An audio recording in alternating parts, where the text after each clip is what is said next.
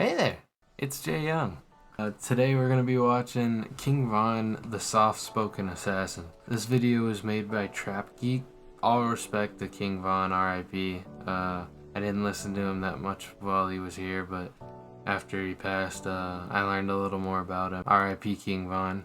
I actually was asked to react to this by a comment on my first video, so I really appreciate that. That made my day to see a comment on there. So I'm not gonna make you wait any longer. Let's get into it.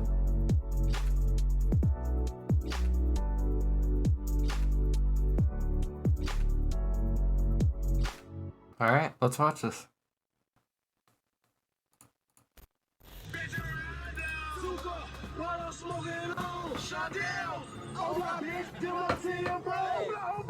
Back to that breaking news live from Chopper to a mass shooting. At least 6 people shot. This all happening at 65th and King Drive in Parkway Gardens. The age ranges of those people ranging from 14 to 23 years old. You ain't from here, don't come here, please don't. His name is Davon Bennett, aka King Von. He's been on the street for too long. I want him off the street today. You guys ready? Ready, sir. Let's do it. Alright, so probably the Wait.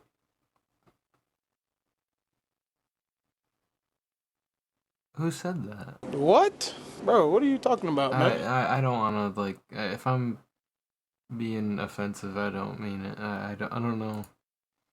AKA King Von. He's been on the street for too long. I want him off the street. Like, why? Today. You guys ready? Ready, sir. Let's do it. Alright, so probably the person that I get the most requests to do a video on, and the rapper I've been rocking with for a while now is King Von. No doubt the most demonic figure that's come out of Chicago since the drill music wave in the 2010s. Fans are really enamored with his storytelling and music videos, but for the life of me, I don't know how King Von is a free man. I mean, Personally, and this is not a shot at King Von, of course, but personally, for me, the best rapper out of Chicago is Juice WRLD, but King Von is definitely up there. He's a legend. Bless him, all blessings to him, he's somehow been able to 2C slide and dodge every single case that's been thrown at him since he was 15. And while his partner Rondo was toting a bazooka on the gram, King Von was on Twitter arguing with a mortal enemy over how many bodies they each got. And this was trolling the fuck out of the police, right? They couldn't stand it. See, in Chicago, only 20% of murders ever get proven, 80% go unsolved. 80? 80? Wow.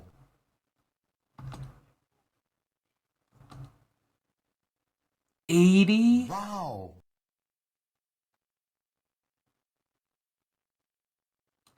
Go unsolved. 20 years for the murders, plus the gun enhancement law, that's 21 years. So that's 41 years just for the murder. And I got 2 attempt murders. And you beat all those charges. You were acquitted. Yep, I don't play. Now, we're gonna get into all this, but before we do, let me show you my song of the day. This is Mark Battles. Let's go. Ain't been happy in a while. I be staring in the mirror like feel crack. The Garden. Understand. Shout out to him. How you claim to really love me, but you fuck.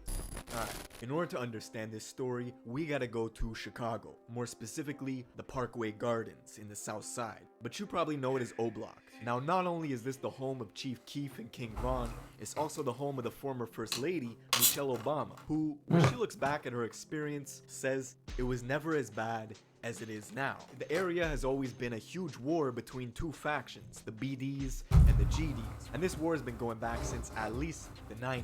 But back then, there was more structure, it was organized, and it was mostly a battle over drug trade. The BDs controlled a massive 16-story housing complex just 2 minutes away from O-Block, posting snipers on the roof to protect their drug dealers. Lookouts were Snipers? goggles, and the entire organization was pulling in $300,000 a day for damn near 15 years. The BDs were run like a corporation. Money was laundered through investments into apartment buildings, a record label called MOB, a car wash, and a nightclub in Atlanta. But the leadership was taken out in 2004 with a massive police raid. Their headquarters was permanently closed and eventually demolished. 50 people were charged. Whole leadership 50. All the BDs migrated to O Block and created alliances with the sets around the area to go against their rival gang, the GDs. Now the GDs, which stands for Gangster Disciples, also had their leadership taken down. And now neither of the two gangs Wait, what was the Gangster Disciples to go against their rival gang,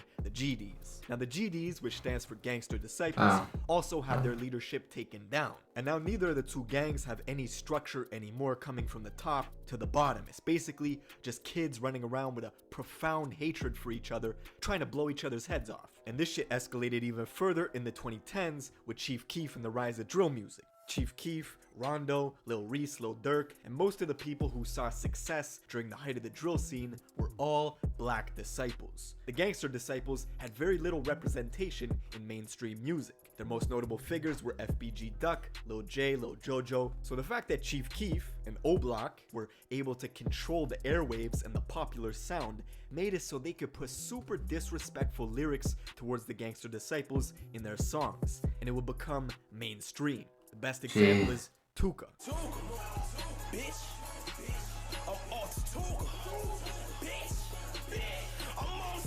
Tuka's death became the focal point for a lot of violence because the gang members that killed Tuka then used social media to really insult his memory.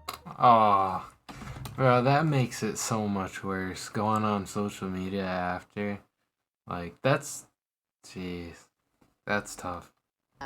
This young man actually in his coffin, and this image has also been defiled. See, Tuka was a deceased. No. Oh my god. Bro, they didn't. That's... Bro.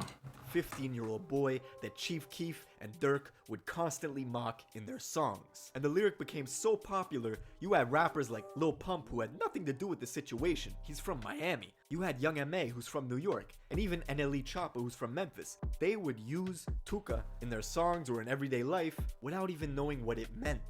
Now, you recently said some shit about Lil Pump. And he used the Smoking Tuka line? To this day, he probably think that everything all groovy. But no, when I see you, I'm gonna slap you. Young M.A. said it in her verse, and then she apologized for it. And that's all I wanted. See, the hatred between the GDs and the BDs ran so deep. The feud was so strong. You even got King Von on video teaching a little kid how to shoot a water gun while saying F Tuka. Fuck Tuka. Fuck Tuka. Fuck Tuka. Shoot him in his head. Boom. Fuck Tuka. Say it. Now the death of this kid, Tuka, spawned something that was never before seen. A 17-year-old female assassin named Jakira, who created a social media account dedicated to avenging his death. She was known to her rivals as somebody who was willing to shoot first, ask questions later. It's all over the internet. Jakira was on social media bragging about the shootings that she had done. She was proud, and she let everybody know. She was very quick to let you know that she was violent and that she was not afraid to shoot somebody. It was said Jakira was responsible for at least 15 shootings before she herself was eventually killed. Afterwards, a 4chan user hacked her Twitter and leaked DMs showing her and King Von had this weird back and forth where King Von was attempting to romance her in like a mocking way. I don't know, maybe it was real. Despite the fact that they were both rival gang members. And she didn't like dudes, she liked girls. But reading the tweets and listening to his interviews, you could tell King Von is a clever, smooth talker, right? He's smooth, but he's also a goddamn demon. A blood trail seems to follow him wherever he goes. And King Von was becoming an infamous figure in the Chicago PD briefing rooms. Oh, they hated him. Police would bring him in for an armed robbery charge, possession of an illegal firearm, and they had suspicions of other stuff that they could never prove. One murder of a kid named Modell, allegedly, according to the internet detectives on Reddit, has King Von's name written all over it. It happened on a Saturday night where 24 other people were wounded across Chicago, but that wouldn't stop King Von from boasting about Modell's death on Twitter all the time. Now finally in 2014... Bro, they go to social media non-stop with this, bro. That's crazy. The police thought they had something. Vaughn and one of his friends were at a crowded house party when a rival GD named Malcolm Stuckey was in the corner mean mugging them. Vaughn and them took offense, immediately left the party, came back 45 minutes later, shooting at the kid Stuckey, who was outside, along with 2 other people who tried to run. Stuckey was killed, the 2 others were wounded, and King Vaughn and his friend were snatched up by police a couple days later. After 3.5 years, the trial finally started. It lasted a grand total of 5 days. Witnesses couldn't be located. Vaughn kept his mouth shut for the whole 3 years, while his friend confessed to doing the shooting. So, Vaughn beat the case, went home, and his friend got 28 years. As soon as Vaughn was out, the dude he was always arguing with on Twitter, named Wooski, who's a gangster disciple, and his mortal enemy, was attending a funeral at the Bethlehem Star Baptist Church when all of a sudden, an AK-47 pistol, aka a Draco, was whipped out and started spraying into the crowd. Dozens of shots rang off, and Wooski was shot. Now he survived, and King Vaughn was not responsible for this, but that does not stop him from mocking him. His fans are diehards, right? They're crazy. They read into everything he posts, looking for clues. Like this man posted an Insta story just trying to promote his new music video, and people were reading into how many skulls he put in his caption, like 7 skulls? That's 7 bodies. King Vaughn is 7 bodies. It even got to the point where King Vaughn went live on Instagram himself and said, listen, if the internet was right about the bodies people had, they would be in jail. So don't believe what anyone says. I repeat, anyone.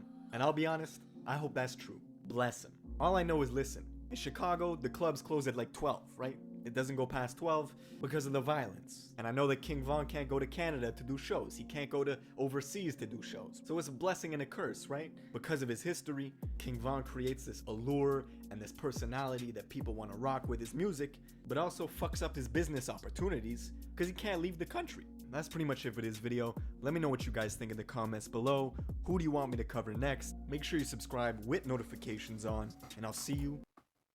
Hey, shout out to Trap Geek. Sorry. He has 737,000. He doesn't need my shout out, but you know what I mean. Credit to him. Great video. Alright, that's gonna wrap up the video. Thank you guys so much for watching. I really appreciate it. Keep commenting what you want, and I'm here for it. Again, thank you so much for watching. Have a great rest of your day. Peace.